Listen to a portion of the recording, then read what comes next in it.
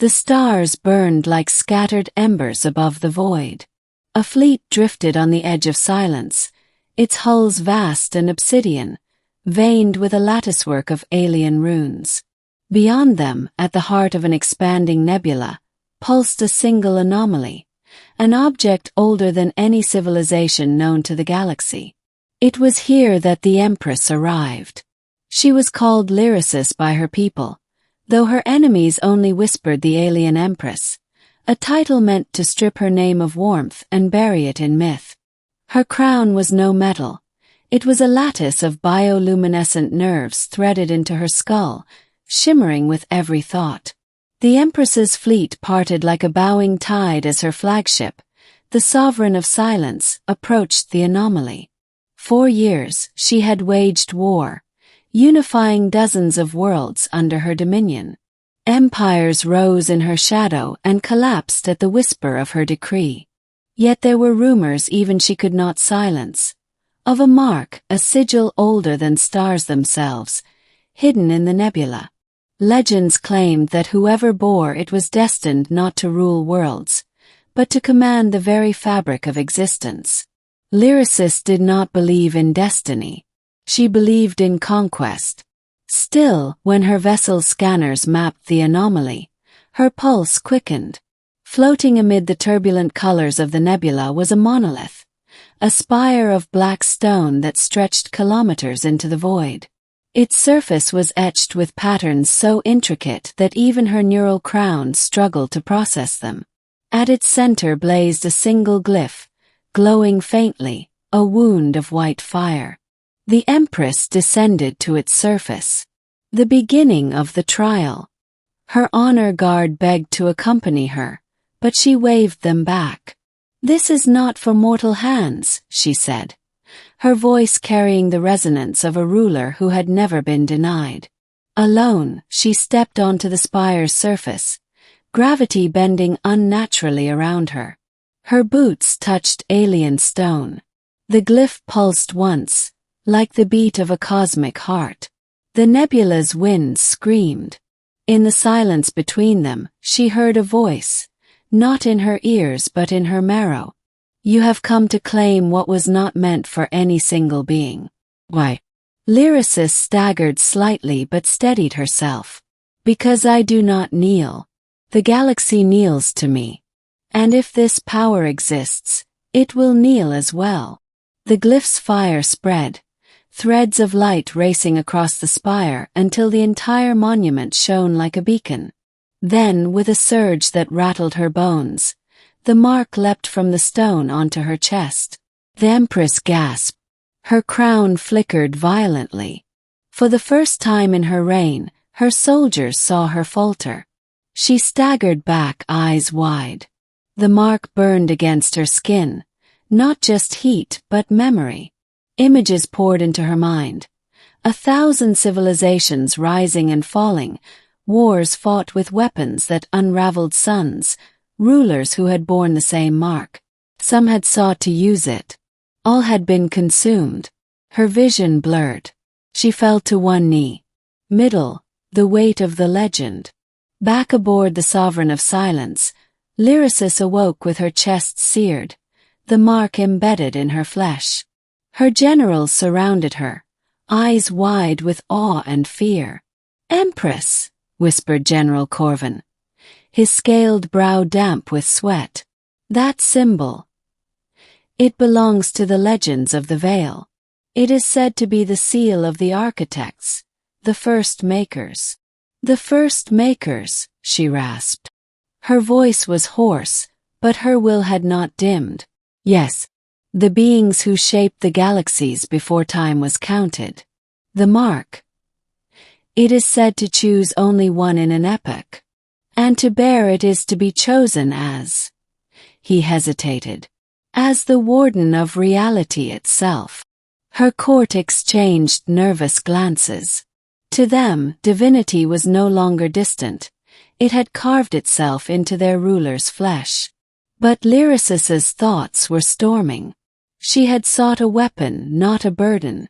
Yet when she closed her eyes, the visions returned. She saw not only the past but possible futures. Her empire stretched across the galaxy, invincible, her enemies shattered. And other futures too, where stars collapsed into black nothing, her fleet burning, her crown shattered. Destiny was not a gift. It was a chain. She clenched her fists. If the architects chose me, then they will see I am no warden. I am an empress. I will wield this mark as I see fit. The fracture.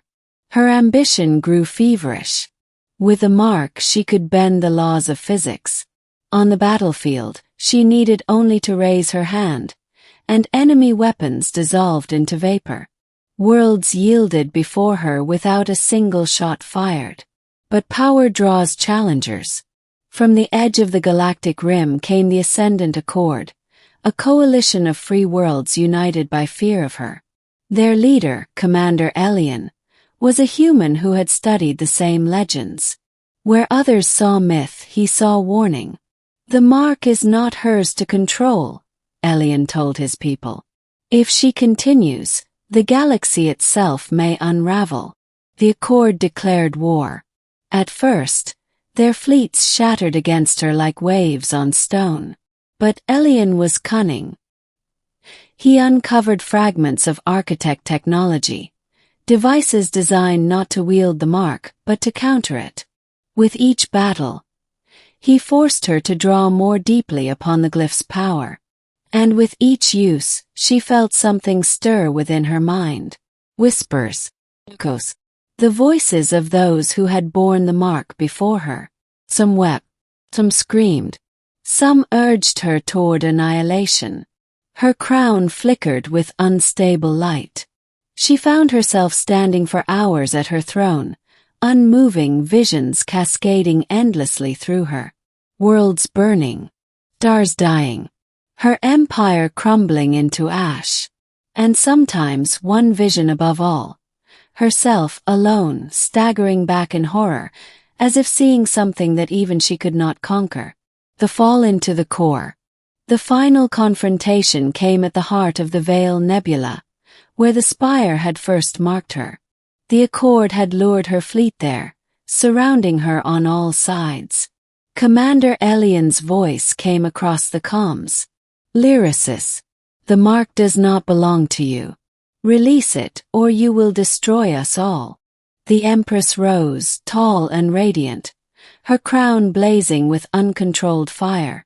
Destroy us all.